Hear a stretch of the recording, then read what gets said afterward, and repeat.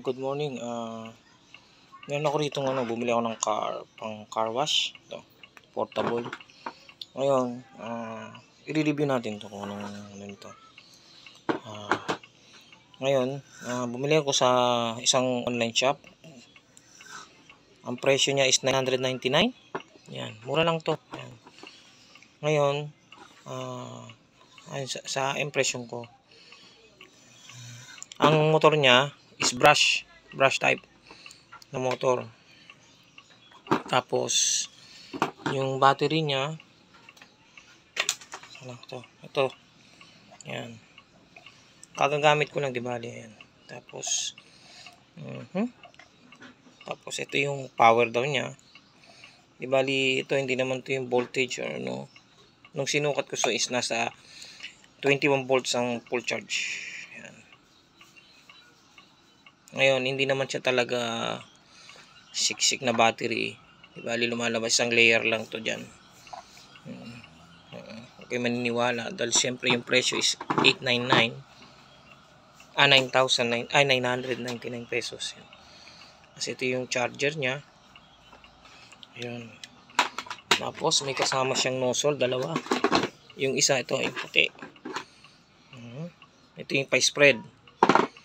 Tapos ito yung padiretso lang, yung laser siya. Tipid naman siya sa malakas din naman siya. Magandang panlinis ng motor. Ngayon, hindi to ina-advise ko na panlinis ng sasakyan kasi ang isang full charge nito, baka hindi niya matapos yung isang sasakyan. Ngayon, kung panlilinis mo lang ng gulong, ito pwede na. Pero kung buong sasakyan, lalo na kung van ka, medyo hindi advisable. Tapos, yung hose niya, may kasama din siyang hose. Hindi ko na mapakita. Quick release naman siya yung hose niya. Tapos yung dulo niya may filter. Teka, punta natin.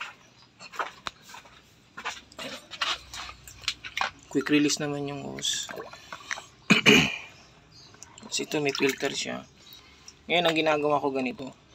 Di bali, nilalagyan ko muna siya. Di bali, tuturo ko sa inyo yung ito. Yung para sa tips and tricks ng para. Kasi alam nyo namang mura to. So, dapat natin. Doon na lang siguro sa second segment. Ito siya ngayon. Yan. Ito yung hose. Yan. Tapos may filter siya rito. Yan. Na kailangan lagi nakalubog to.